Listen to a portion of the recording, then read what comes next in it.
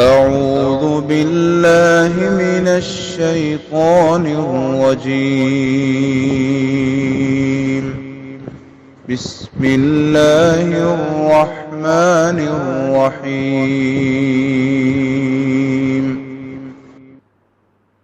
السلام علیکم ورحمۃ اللہ وبرکاتہ۔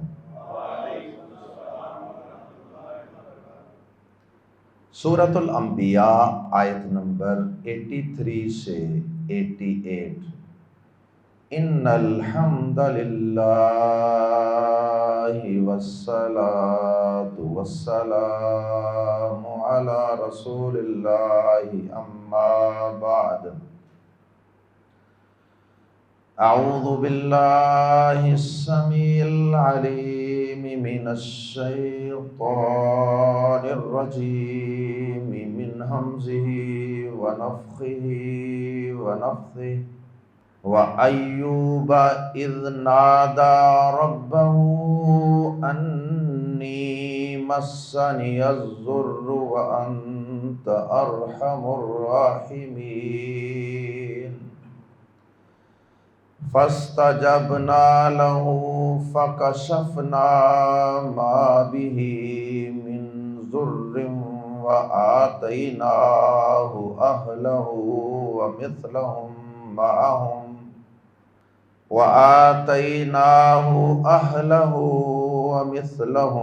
معهم رحمة من عندنا وذكرى للعابدين۔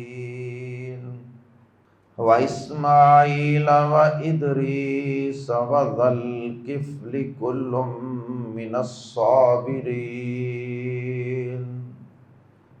أدخلناهم في رحمتنا إنهم من الصالحين۔ وذا النون إذ ذهب مغاضبا فظن أن لن نقدر عليه فنادى في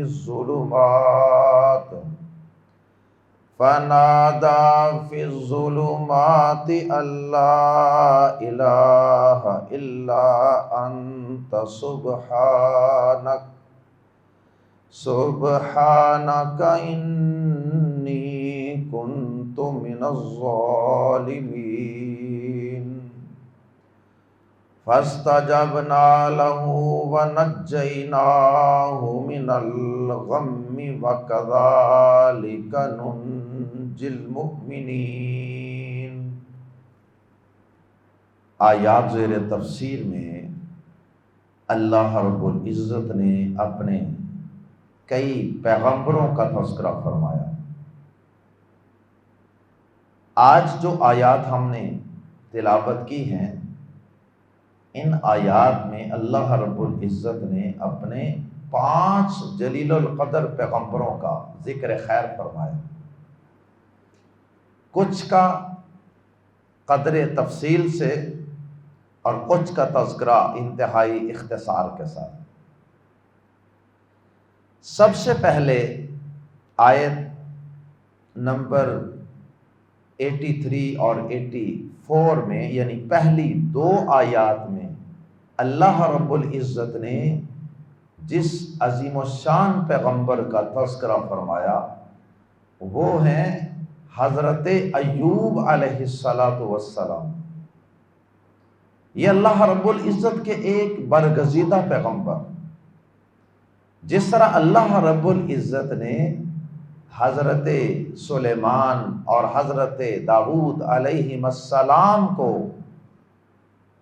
شان و شوکت کے ساتھ، مال و دولت کی فراوانیوں کے ساتھ، نعمتوں کی فراوانیوں کے ساتھ آزمایا، اسی طرح اللہ رب العزت نے اپنے اس جلیل القدر پیغمبر کو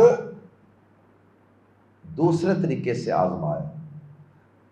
اس پیغمبر کے لیے آزمائش کا دوسرا طریقہ اختیار کیا، اور 2 ہی طریقوں سے آزمائش ہوتی ہے انسان کی۔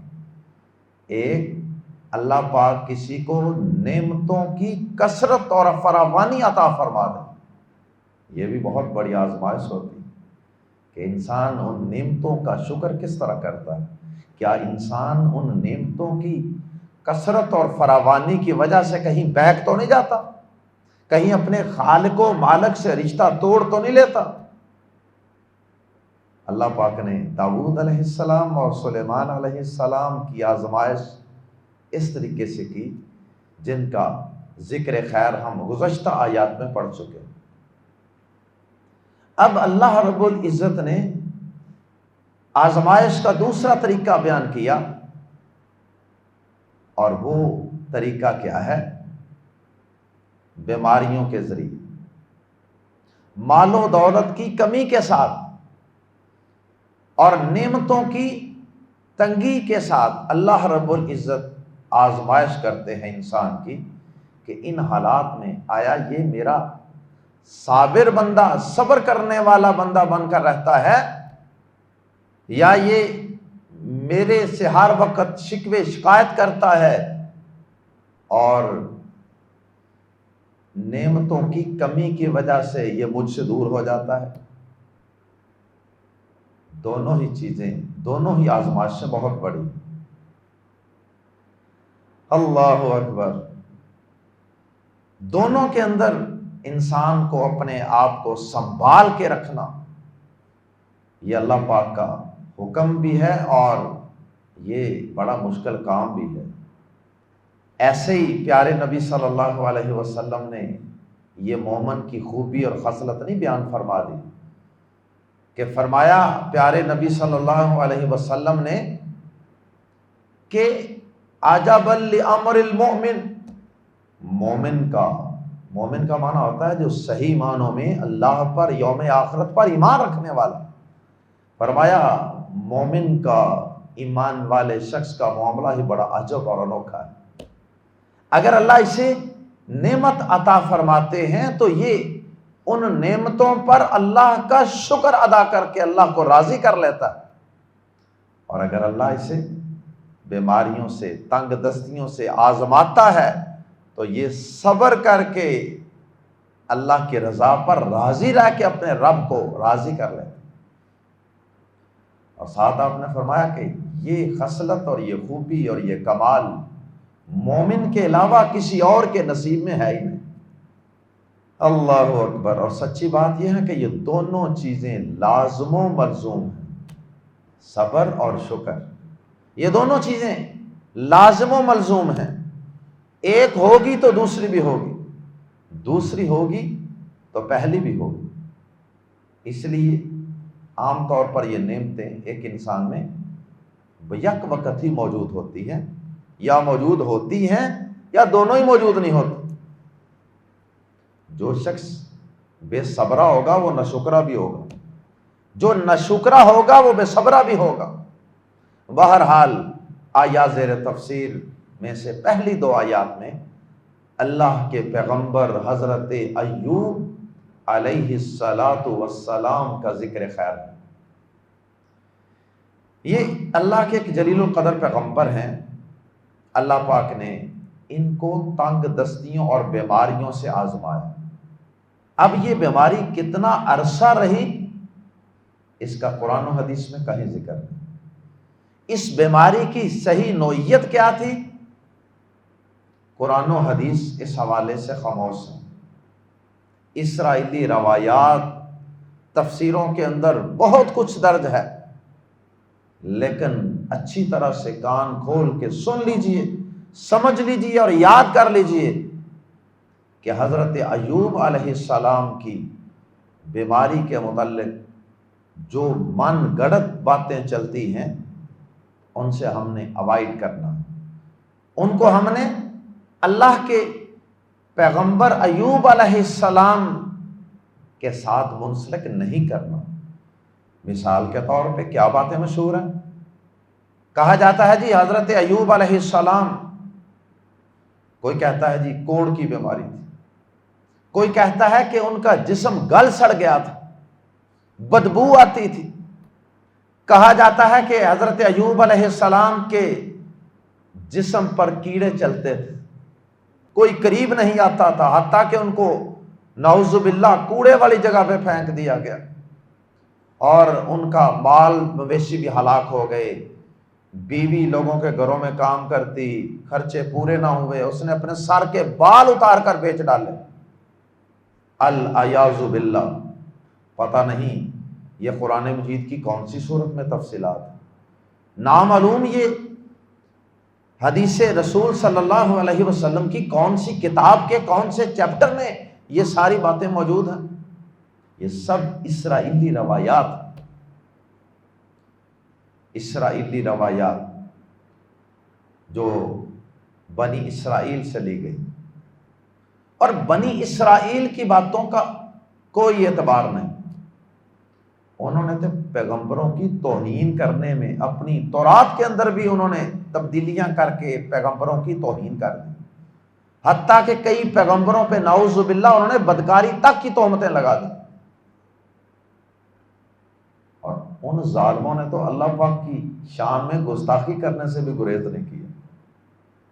تو یہ سب باتیں ایک پیغمبر کے منصب اور اس کی نبوت و رسالت کی ذمہ داری اور اس کی شان کے منافی۔ مقصد ہو اللہ کے دین کا پرچار، دعوت، تبلیغ، اور اگر انسان کی یہ حالت ہو جائے تو وہ کسی کو کیا دعوت دے گا؟ جس کے پاس کوئی بیٹھنے کو تیار نہ ہو، جس کے جسم سے بدبو آ رہی ہو، اور جس کو کوڑے والی جگہ پہ پھینک دیا جائے، تو اس کے پاس کوئی بیٹھنا بھی پسند نہیں کرے گا، تو وہ نبوت و رسالت کی ذمہ داری کیا ادا کرے؟ بہرحال یہ سب باتیں من گڑت ہیں۔ اچھی طرح سے اس بات کو یاد کر لیں کہ سورہ انبیاء اور دوسرے مقام پہ سورہ صاد، یہ دو مقامات ہیں جن میں اللہ پاک نے حضرت ایوب علیہ السلام کا ذکر فرمایا، بس قرآن مجید میں تیسرا کوئی مقام نہیں۔ ان دونوں مقامات پہ کوئی ایسی بات موجود نہیں کہ ان کی بیماری کی نوعیت کیا تھی۔ قرآن مجید میں بھی یہ دو مقام ہیں، اور احادیث کے اندر بھی صرف ایک حدیث ملتی ہے حضرت ایوب علیہ السلام کے بارے میں، اور وہ یہ ہے صحیح بخاری میں۔ نبی پاک صلی اللہ علیہ وسلم نے فرمایا کہ اللہ کے پیغمبر ایوب علیہ السلام ایک دفعہ غسل فرما رہے تھے، ان کے اوپر ٹڈیوں کا ایک لشکر جو ہے، سونے کی ٹڈیوں کا ایک پورا لشکر ان کے اوپر آ گرا، جس طرح بارش نہیں ہوتی نوٹوں کی، سونے کے سکوں کی، اس طرح کی کوئی اللہ پاک نے ان کے اوپر بارش برسائی۔ حضرت ایوب علیہ السلام نہا رہے تھے، تو اتنی قیمتی چیزیں گرتے ہوئے دیکھ کے فوراً ان کو اکٹھا کرنے لگ گئے، لپیں بار کے، بوکاں پر کے۔ اللہ اکبر۔ تو حدیث میں آتا ہے کہ اللہ پاک نے کہا کہ اے ایوب، کیا میں نے تجھے ان چیزوں سے غنی نہیں کر دیا؟ مطلب کہ ان چیزوں کی محبت تمہارے دل سے ختم نہیں کر دی؟ تو حضرت ایوب علیہ السلام نے آگے سے بڑا شاندار جواب دیا کہ کیوں نہیں اے میرے رب، دل میں تو غنا موجود ہے، لیکن میں تیری طرف سے نازل ہونے والی برکتوں سے اپنے آپ کو مستغنی نہیں سمجھتا۔ یعنی اگر تو مال دیتا ہے تو میں یہ نہیں کہہ سکتا کہ مجھے اس کی ضرورت ہی نہیں، یہ تو تیری طرف سے عطا ہے نا، برکت ہے جو تو نے میرے اوپر نازل کی ہے۔ اللہ اکبر۔ تو حضرت ایوب علیہ السلام لمبے عرصے تک بیماریوں میں مبتلا رہے، اور بیوی بچے سب آہستہ آہستہ بیماریوں کی وجہ سے ساتھ چھوڑ گئے۔ بیماریوں کے اندر آدمی کے اوپر مالی تنگ دستی بھی آتی ہے، تو جب بندے کے گھر میں کھانے پینے کے لیے کچھ نہ ہو تو پھر آہستہ آہستہ بیویاں بھی چلی جاتی ہیں، بچے بھی چلے گئے، مال مویشی ہلاک ہو گئے، کوئی ان کو سنبھالنے والا نہیں ہے، واللہ عالم۔ تو ایوب علیہ السلام نے پھر ایک وقت آیا کہ ایوب علیہ السلام جب لمبی بیماری سے تنگ آ گئے تو پھر اپنے رب سے دعا کی جس کا آیات زیر تفسیر میں بھی بلکہ پہلی ہی آیت میں تذکرہ ہے. انہوں نے کیا کہا؟ انی مسنی الضر وانت ارحم الراحمین، اے میرے رب مجھے تکلیف نے آج چھوا، مجھے تکلیف پہنچی ہے، وانت ارحم الراحمین، اور تو سب رحم کرنے والوں سے زیادہ رحم کرنے والا. یعنی اللہ پاک کی صفت رحم کا واسطہ دے کر اللہ پاک سے دعا کی، گویا کہ اللہ پاک سے رحم کی اپیل کی. بڑے خفیف اور بڑے ہلکے سے انداز سے اللہ پاک سے التجا کی، کوئی لمبا چوڑا کوئی شکوہ شکایت نہیں کی. مجھے تکلیف آ پہنچی ہے، اور سورہ صاد کے اندر یہ ہے کہ مجھے شیطان کی طرف سے شدید تکلیف آ پہنچی ہے. یعنی بیماری کی اور بری چیزوں کی نسبت اپنے نفس کی طرف کریں یا شیطان کی طرف کریں، اور اچھی چیزوں کی طرف، یہ اللہ پاک کا ادب ہے. ویسے تو ہر چیز کا خالق اور مالک اللہ پاک ہے، بیماری بھی اسی کی طرف سے آتی ہے. تو ہر اچھائی کی نسبت اللہ پاک کی طرف کرتے ہیں، اور کمزوریوں کی، بیماریوں کی نسبت اپنے نفس کی طرف یا شیطان کی طرف کرتے ہیں. حضرت ایوب علیہ السلام نے جب یہ دعا کی، بڑی شاندار دعا ہے، تو دعا کی تو اللہ پاک نے زمین کے اندر سے پانی کا ایک چشمہ نکالا، کہا یہاں پاؤں مارو، پاؤں مارا، ٹھنڈے پانی کا چشمہ نکل آیا. کہا کہ اے ایوب اس پانی کو پیئیں بھی، اندر سے علاج ہوگا، اور اس کے ساتھ غسل بھی کریں، باہر سے علاج ہوگا. اور اللہ کے فضل و کرم سے اس پانی کو پینے سے اور اس بابرکت پانی سے نہانے سے ایوب علیہ السلام تندرست ہو گئے. پھر اللہ رب العزت نے انہیں پہلے سے زیادہ اہل و عیال، دگنے اہل و عیال عطا کر دی. معلوم ہوتا ہے کہ ایک سے زیادہ شادیاں ہوئی ہوں گی، بچے بھی اللہ نے پہلے سے زیادہ دے دیے، بیویاں بھی پہلے سے زیادہ دے دی، اور اسی طرح یقیناً باقی نعمتیں بھی. تو یہ ان کے صبر کا ایک نتیجہ تھا کہ اللہ پاک صبر کرنے والوں کو نعمتوں سے نوازتا. اللہ اکبر. حضرت ایوب علیہ السلام کا ایک اور واقعہ بھی سماعت فرما لیں کہ جب یہ بیمار ہوئے تو اس میں کسی شخص پر ناراض ہوئے.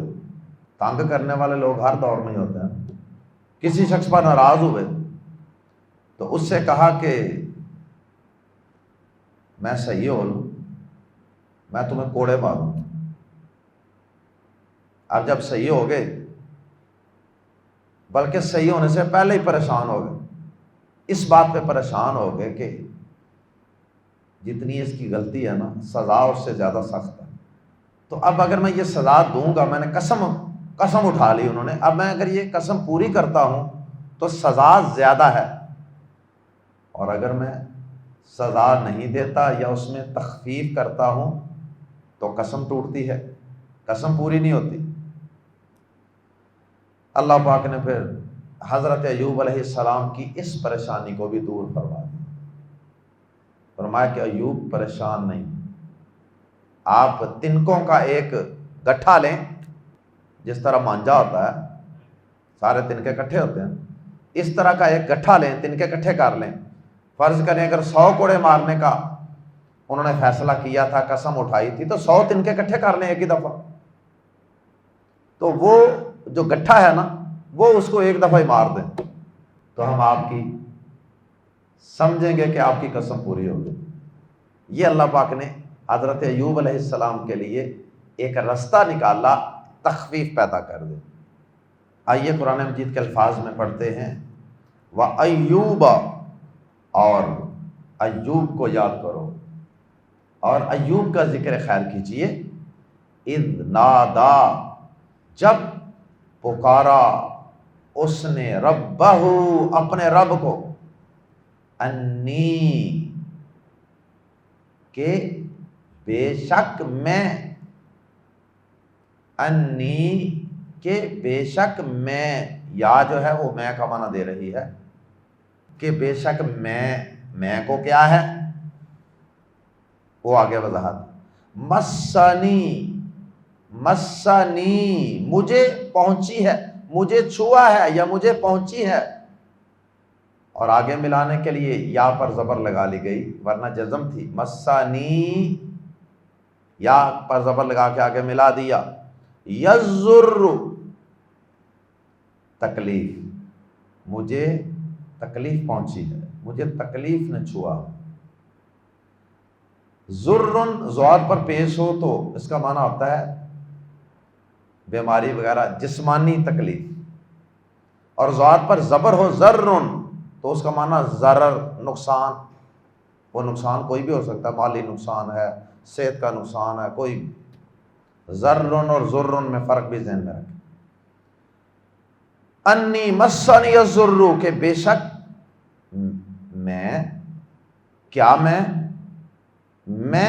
یعنی میری حالت یہ ہے کہ مسنی الضر، مجھے تکلیف پہنچی ہے، وانت ارحم الراحمین، اور تو سب رحم کرنے والوں سے زیادہ رحم والا۔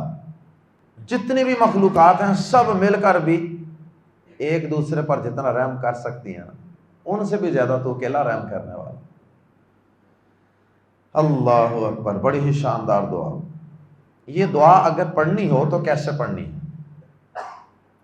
اب یہاں چونکہ ایک پورا جملہ ہے، وَأَيُّوبَ إِذْ نَادَىٰ رَبَّهُ، تو اگر یہ جملہ پورا نہ ہوتا، الگ سے اس میں سے دعا نکالنی ہو تو پھر یہ بنتا ہے ربی، اے میرے رب، انی مسنی الضر وانت ارحم الراحمین، ربی با کے نیچے زیر، اے میرے رب۔ تو اس طرح یہ گرامیٹیکلی اس میں پھر یہ تھوڑی سی چینج ہوتی ہے، ربا ہو کے بجائے ربی۔ اور مزید احتیاط اگر کر لیں کہ قرآن مجید کے الفاظ میں ہم بالکل تبدیلی نہ کریں تو پھر اس کے لیے بہتر یہ ہے کہ ہم ربہ کا لفظ چھوڑ دیں، آگے سے پڑھ لیں انی مسنی الضر وانت ارحم الراحمین، صرف اتنا پڑھ لیں۔ کیا دعا پڑھنی ہے؟ انی مسنی الضر وانت ارحم الراحمین، کوئی بیماری کسی قسم کی انسان کو آ چھوئے تو یہ دعا پڑھیں۔ فاستجبنا، فا تو استجبنا، ہم نے قبول کر لی، لہو اس کے لیے، اور مراد ہے دعا قبول کر لی۔ فاستجبنا تو ہم نے دعا قبول کر لی، لہو اس کی، اس کے لیے یا اس کی۔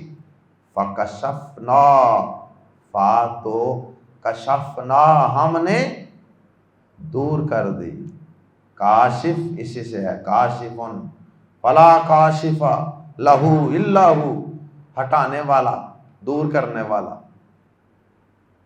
کشفنا، ہم نے دور کر دی، ما جو بھی اسے تھی یا اس کے ساتھ تھی، من ضرن تکلیف میں سے،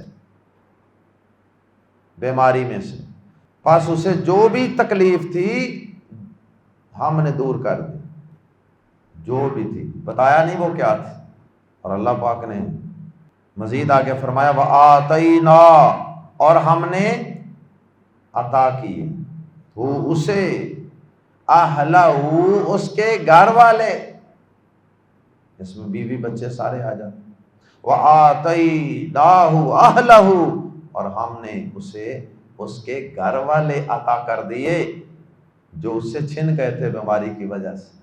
وَآتَيْنَا، اور ہم نے عطا کر دیے اسے، اہلہ، اس کے گھر والے، وَمِثْلَهُمْ، اور ان کی مثل، اور وَمِثْلَهُمْ، اور ان کی مثل، اور کیا مطلب؟ جتنے پہلے تھے اتنے ہی اور عطا کر دی، جتنے چھنے تھے وہ تو دیے ہی نا، اتنے ہی اور بھی عطا کر دی، مَعَهُمْ، ان کے ساتھ، وَمِثْلَهُمْ مَعَهُمْ، اور ان کے ساتھ ان کی مثل اور عطا کر دی، من عندنا، اپنی جناب سے، اپنے پاس سے، یعنی زائد عطا کر دیے اپنی خاص رحمت سے۔ وَذِكْرَا، ایک تو مقصد یہ تھا اتنے ہی اہل و عیال اور دینے کا تاکہ ہم ایوب پر اپنی رحمت فرمائیں، رحمتاً، اور دوسرا مقصد یہ تھا کیونکہ رحمت بنتی تھی نا، ایوب علیہ السلام پر اللہ کی رحمت کا نزول بنتا بھی تھا، ان کا انعام بنتا بھی تھا، شاباش بنتی بھی تھی، کیونکہ انہوں نے بہت لمبا صبر کیا تھا، آہوزاری نہیں کی، جزا و فضا نہیں کی، نہ شکری کا کوئی کلمہ اپنی زبان سے ادا نہیں کیا، اس لیے اپنی طرف سے رحمت بھی عطا کر دی۔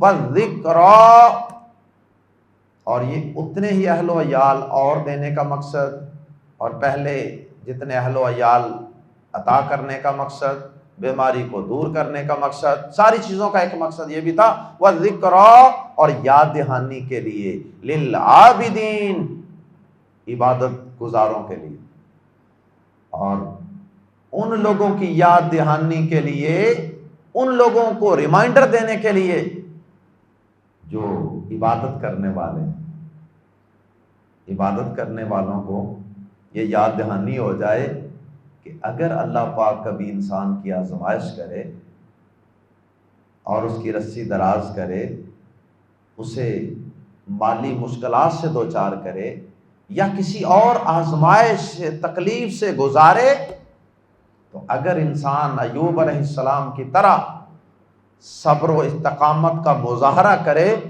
تو خالق ارض و سما کس طرح پھر بعد میں اس کو اس کا صلہ اور بدلہ عطا فرماتا ہے، اس پر رحمتوں کی برکھا برساتا ہے۔ یہ یاد دہانی ہے عبادت گزاروں کی۔ اللہ اکبر۔ دوسرا مقام جو سورہ صاد ہے نا، وہاں اللہ پاک نے آخر میں یہ الفاظ بیان کیے، یہاں تو فرمایا نا ذکرا للعابدین، عبادت گزاروں کے لیے یاد دہانی، وہاں فرمایا ذکرا لأولی الالباب، تاکہ عقل مندوں کو نصیحت مل جائے، عقل مند اس سے نصیحت حاصل کریں کہ صبر کرنے کا کتنا فائدہ ہوتا ہے۔ تو دونوں مقامات کو ملانے سے یہ بات سمجھ آتی ہے، یہاں عبادت گزار کہا اور وہاں سورہ صاد میں عقل مندوں کے لیے نصیحت، دونوں کو ملا کر یہ سمجھ آئی کہ عقل مند در حقیقت عبادت کرنے والے ہی ہیں۔ جو عبادت نہیں کرتا، اپنے رب کی عبادت اور بندگی نہیں کرتا، اس کے در پہ سر نہیں جھکاتا، اس سے بڑا احمق اور بیوقوف انسان اس دنیا میں نہیں۔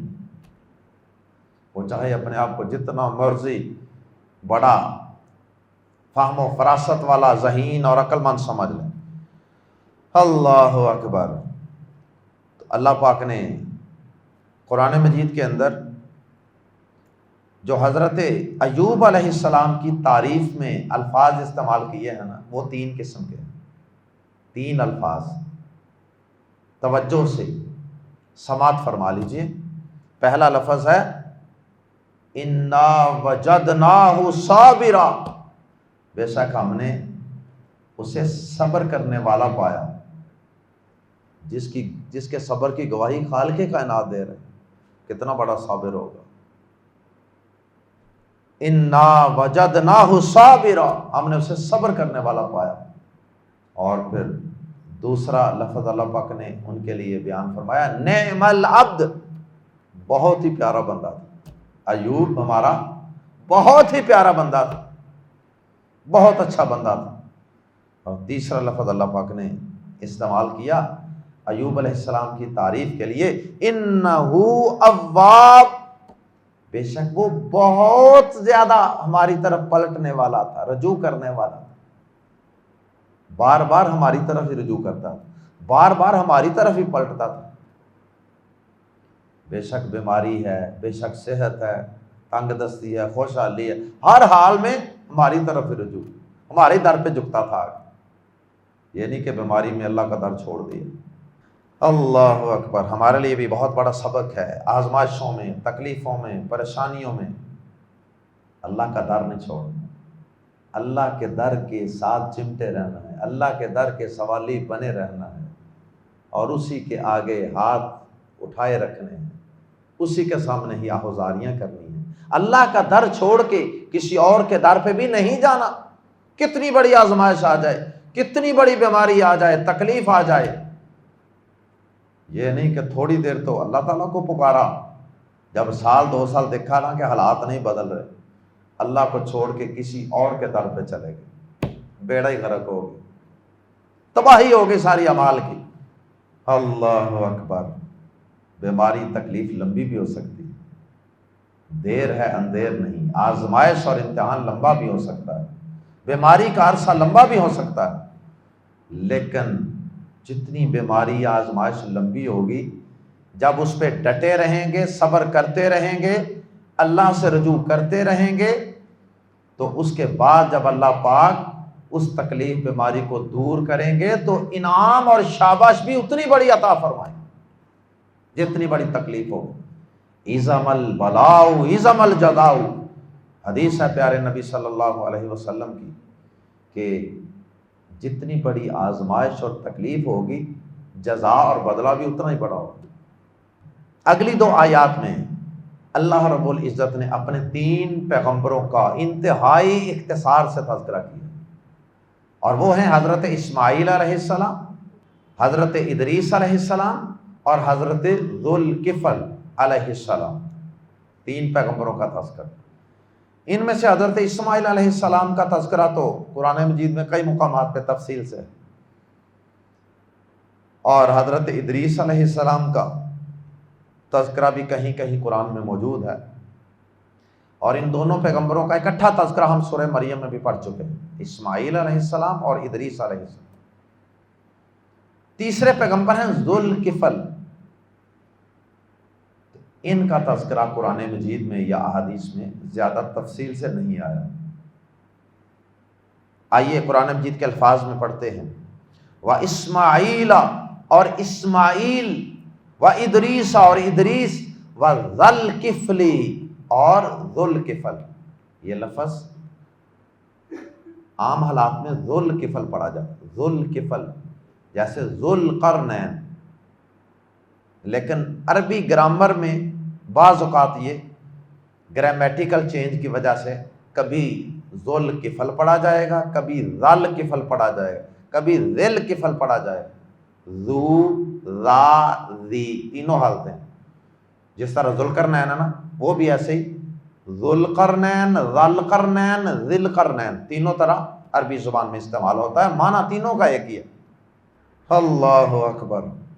وَإِسْمَاعِيلَ وَإِدْرِيسَ وَذَوَالْكِفْلِ، اور اسماعیل اور ادریس اور ذوالکفل کو، یعنی ان کو بھی یاد کیجیے، ان کا بھی ذکر کیجیے، اے پیارے پیغمبر جناب محمد رسول اللہ صلی اللہ علیہ وسلم۔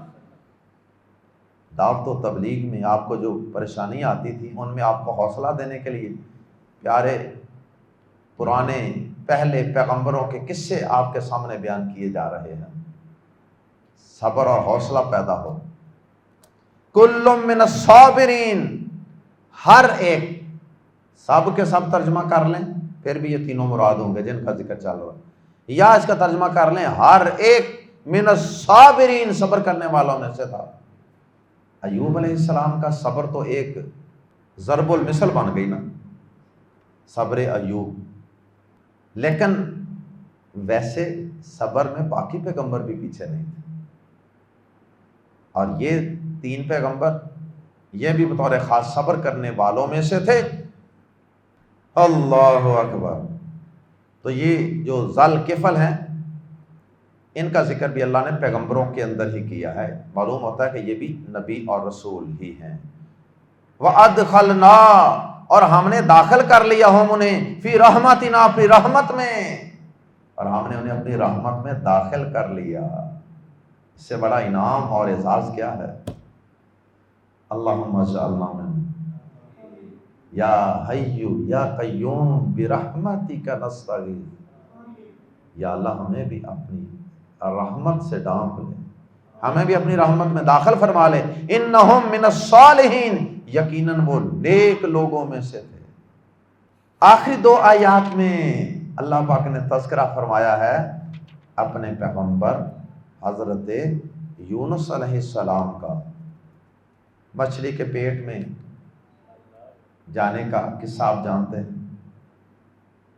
قوم آپ کی نافرمانی کرتی تھی، بار بار سمجھا کے تھک گئے، ناراض ہو گئے، اور ناراض ہو جانے کے بعد اللہ پاک کی طرف سے ابھی آرڈر نہیں آیا تھا کہ اے یونس اب یہاں سے نکل جائیے، عذاب آنے لگا ہے، اب یہ ایمان نہیں لائیں گے، ایسا اللہ کی طرف سے کوئی فیصلہ نہیں.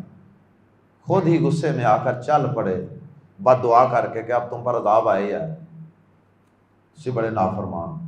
چل پڑے، آگے کشتی بالکل ریڈی تھی، مسافروں سے بھری ہوئی تھی. میں کہا مینوں بھی بالو یار، میں کہا یار جگہ کون نہیں بالو یار. جلدی تھی بڑی جانے کی، قوم سے دور جانے کی. انہوں نے بٹھا لیا، آگے گئے، جناب طوفان آ گیا، کشتی ہتھولے کھانے لگ گئی. انہوں نے کہا بھائی مارے گیا، ساری کشتی ڈوب جائے، سامان پھینکو نیچے. سامان نیچے پھینک دیا.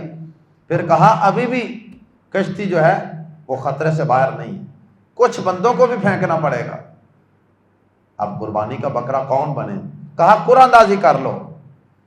قرآن اندازی کا فیصلہ ہوا، جس جس کا نام آیا اس کو سمندر میں پھینک دیا گیا، اور ان ناموں میں ایک نام حضرت یونس علیہ السلام کا بھی نکل آیا. ان کو بھی سمندر میں پھینکنا پڑا. جب سمندر میں پھینکا تو ایک بہت بڑی مچھلی آئی، اس نے پورے کا پورا ہی نگل لیا اندر. اللہ اکبر. اب مچھلی کے پیٹ کے اندر اندھیرے ہی اندھیرے، اور پھر وہ آگے پانی کے اندر بھی اندھیرا، مچھلی کے پیٹ کا بھی اندھیرا، تاریکیاں، اندھیرے. اللہ اکبر. غلطی کا احساس ہو گیا اور اللہ پاک سے رجوع کر لیا. مشہور و معروف دعا، بڑی شہرت پائی اس دعا نے، لا الہ الا انت، کوئی الہ نہیں تیرے سوا، سبحانک، تو پاک ہے، تیرا کوئی قصور نہیں ہے، انی کنت من الظالمین، بے شک میں ہی اپنی جان پہ ظلم کرنے والا. یہ ایک قسم کی ندامت تھی، شرمندگی تھی، رجوع تھا، اپنی غلطی کا اعتراف اور اس کی معافی کی درخواست تھی.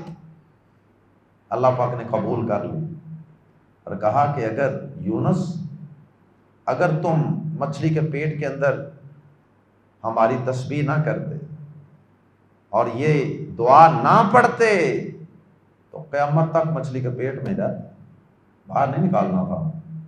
پھر اللہ پاک نے مچھلی کو حکم دیا، پھر اس نے باہر اگلا. اللہ اکبر. اچھا، یہ یونس علیہ السلام ادھر یہ معاملہ ہو رہا ہے، یونس علیہ السلام اس مرحلے سے گزر رہے ہیں، اور پیچھے سے قوم کو جب پتہ چلا نا کہ یونس علیہ السلام ناراض ہو کے چلے گئے، انہوں نے کہا بھائی مارے گئے جائیں، عذاب آئے ہی آئے. سارے جمع ہو گئے، اور بھائی معافی مانگو اللہ کو، اور سارے اللہ سے گڑ گڑا رہے ہیں، اللہ معاف کر دے، یا اللہ معاف کر دے، یا اللہ غلطی ہو گئی، گڑ گڑا رہے ہیں، رو رہے ہیں، ترلے لے رہے ہیں. عذاب آیا ہوا اللہ واپس لے گئے. اور قرآن مجید میں اللہ پاک نے بتایا کہ صرف ایک قوم ہے، ایک قوم، صرف اس زمین پہ ایک قوم گزری ہے کہ جس پر عذاب آیا ہوا ہم واپس لے گئے، ورنہ کبھی ایسا ہوا نہیں ہے انسانی تاریخ میں. اور وہ قوم تھی یونس علیہ السلام کی قوم. ان کا پورا نام تھا یونس بن متہ، نینوا کے علاقے میں یہ رہنے والے تھے، عراق کے قریب. تو گویا کہ بے صبری کا مظاہرہ کر بیٹھے، بے صبری کا، جلد بازی کا مظاہرہ کر بیٹھے یونس علیہ السلام. اب نوح علیہ السلام بھی تو تھے نا، 950 سال قوم کی تکلیفیں برداشت کرتے رہے لیکن نکلے نہیں. جب اللہ پاک نے بتا دیا نا کہ اے نوح اب ان میں سے کوئی ایک بھی ایمان نہیں لائے گا، پھر نوح علیہ السلام نے ٹکا کے بد دعائیں کی ان کے لیے، یہ تو پکے کافر ہے نا، موریں لگا دی ہوئی ہیں اللہ نے. پھر کہا یا اللہ لا تذر علی الارض من الکافرین دیارا، اللہ اب ان کافروں کا زمین پر کوئی گھر باقی نہ چھوڑ، سب کو تباہ کر. تو یہ جلدی کر بیٹھے. اللہ پاک نے ہمارے نبی پاک صلی اللہ علیہ وسلم کو قرآن مجید میں یونس علیہ السلام کے واقعے کو بنیاد بنا کر صبر کرنے کا حکم دیا کہ اے نبی آپ وہ مچھلی والے کی طرح نہ کرنا. ایک دو مثالیں سنیے. سورہ قلم میں فرمایا فَاصْبِرْ لِحُکْمِ رَبِّکَ ولا تکن کصاحب الحوت، اے نبی صلی اللہ علیہ وسلم اپنے رب کے حکم کا انتظار کیا کریں، مچھلی والے کی طرح نہ ہو جانا کہ ابھی اوپر آسمان سے آرڈر آیا ہی نہیں اور خود ہی بوری بسترا باندھ کے چل پڑے، یہ کام نہیں کرنا۔ اللہ اکبر، جلدی نہیں کرنی۔ آئیے قرآن مجید کے الفاظ میں پڑھتے ہیں۔ اس واقعہ کی تفصیل سورہ یونس میں بھی گزر چکی ہے، اور اسی طرح سورہ صافات میں بھی یہ واقعہ موجود ہے۔ وَظَنُّونِ، یہ اس کا بھی وہی معاملہ ہے جو ذل کفل کا تھا، ذوالقرنین کا تھا، یعنی یہ لفظ بھی ذنون، ذنون، ذنون تینوں طرح استعمال ہوتا ہے، معنی ایک ہی ہے۔ وَظَنُّونِ، نون کا معنی مچھلی، حوت کا معنی بھی مچھلی، وَظَنُّونِ اور مچھلی والے کو بھی یاد کیجیے اے نبی صلی اللہ علیہ وسلم، اذ جب، اذ کے بعد ذہبا، دو ذالیں اکٹھی ہو گئی ہیں اس لیے ایک دال پر شد لگا دی گئی، ملا کے جب پڑھیں گے اذ ذہبا، اذ ذہبا، اور الگ الگ پڑھیں گے جب لفظی ترجمہ کریں گے تو اذ جب، ذہبا وہ چلا گیا، مغاضباً غصے سے بھرا ہوا، مغاضباً کے اندر مبالغہ ہے، غصے سے بھرا ہوا چلا گیا، فظنّا یعنی قوم پہ بڑا غصہ تھا، فا پس، ظنّا اس نے سمجھا، ان کے لن نقدرا ہم ہرگز گرفت نہ کریں گے، ہم ہرگز گرفت تنگ نہ کریں گے۔ عام ترجمہ کیا جاتا ہے کہ ہم ہرگز قادر نہیں ہیں علیہ اس پر۔ اب اللہ کا پیغمبر یہ گمان تو نہیں کر سکتا نا کہ اللہ قادر نہیں ہے مجھے پکڑنے پر، اس لیے اس کا صحیح ترجمہ یہ ہے، یا زیادہ موضوع اور مناسب ترجمہ یہ ہے لن نقدرا، کہ ہم ہرگز نہ تنگ کریں گے یا گرفت تنگ کریں گے علیہ اس پر۔ اس نے یہ سمجھ لیا تھا کہ اللہ ہمیں کچھ نہیں کہے گا، اللہ میری گرفت نہیں کرے گا کیونکہ میں تو پیغمبر ہوں نا۔ فناد، لیکن ہم نے گرفت کر لی، پھر سمندر میں پھینکوایا، طوفان بھیجا، قرآن اندازی کروائی، مچھلی کو بھیجا، سارا سلسلہ۔ فنادا فی الظلمات، تو اس نے پکارا، فی الظلمات اندھیروں میں، اللہ الہ ان کے، لا الہ کوئی معبود نہیں، الا انتا مگر تو ہی، تیرے سوا کوئی معبود نہیں۔ اللہ کی تعریف کی نا دعا سے پہلے، سبحانک تو پاک ہے، یعنی تیرا اس میں کوئی قصور نہیں ہے، انی کنت من الظالمین، یقیناً میں ہی ظلم کرنے والوں سے ہو گیا ہوں، انی بے شک میں، کنت ہو گیا ہوں میں، من الظالمین ظلم کرنے والوں میں سے، میں ہی ظلم کرنے والوں میں سے ہو گیا ہوں۔ ایک اور بھی نبی صلی اللہ علیہ وسلم نے دعا الکرب سکھائی ہے نا، سنن نبی داود میں ہے کہ اگر کسی کو کوئی مصیبت تکلیف آئے نا تو وہ پڑھے اللہ اللہ ربی لا اشرک بہ شیئا، اللہ اللہ اللہ اللہ ہی ربی میرا رب ہے، لا اشرک بہ شیئا میں اس کے ساتھ کسی کو شریک نہیں ٹھہراتا۔ اللہ کی توحید کا اقرار کرو اور اس پر ڈٹ جاؤ، یہ بھی پریشانی اور غم کو دور کر دے۔ حضرت یونس علیہ السلام نے بھی تو یہ کیا، تکلیف دور کروانے کے لیے اللہ کی توحید کا اقرار کر رہے ہیں، لا الہ الا انتا، تیرے علاوہ کوئی معبود نہیں، سبحانک تو ہر عیب سے پاک ہے، انی کنت من الظالمین یقیناً میں ظلم کرنے والوں سے ہو گیا ہوں، فاستجبنا تو ہم نے دعا قبول کر لی، لہو اس کے لیے، یعنی اس کی، یونس علیہ السلام کے واقعہ کی مزید تفصیل سورہ صافات، سورہ قلم میں ملاحظہ فرمائیے۔ فاستجبنا تو ہم نے دعا قبول کر لی، لہو اس کی، ونجیناہ اور ہم نے نجات دی اسے، من الغم غم سے، وکذالک اور اسی طرح، ننجی ہم نجات دیتے ہیں، ینجی وہ نجات دیتا ہے، تنجی تو نجات دیتا ہے، انجی ننجی وکذالک ننجی، اور اسی طرح ہم نجات دیتے ہیں المؤمنین، ایمان والوں کو۔ اللہ اکبر۔ اس کا ایک معنی تو یہ ہے کہ ایمان والوں کو ہم ایسے نجات دیتے ہیں، اور ایک معنی یہ ہے کہ یہ دعا پڑھنے سے ہم، جو بھی دعا پڑھے گا ایمان والا، اسے ہم اس دعا کی بدولت ایسے ہی نجات دیں گے غم سے۔ پیارے نبی صلی اللہ علیہ وسلم نے بھی جامع ترمذی وغیرہ کے اندر اس دعا کی فضیلت بیان فرمائی۔ نبی صلی اللہ علیہ وسلم نے فرمایا کہ کوئی بھی مسلمان جو یونس علیہ السلام کی دعا کے ساتھ، جو انہوں نے کلمات پڑھے تھے، ان کلمات کے ساتھ دعا مانگتا ہے تو اللہ پاک، حدیث کے الفاظ ہیں اِلَّا اسْتَجَابَ اللَّهُ لَهُ، تو اللہ پاک اس کی دعا کو شرف قبولیت سے نوازتا ہے۔ جب بھی کوئی دعا مانگے نا اللہ پاک سے، اس کے اندر یہ کلمہ بھی پڑھا کریں، لا الہ الا انت سبحانک انی کنت من الظالمین۔ اس کلمے کی بدولت جو اور دعا بھی مانگے گے، اللہ پاک اس کو بھی شرف قبولیت سے نواز دے گا۔ سبحانک اللہم وبحمدک اشہد ان لا الہ الا انت استغفرک واتوب الیک۔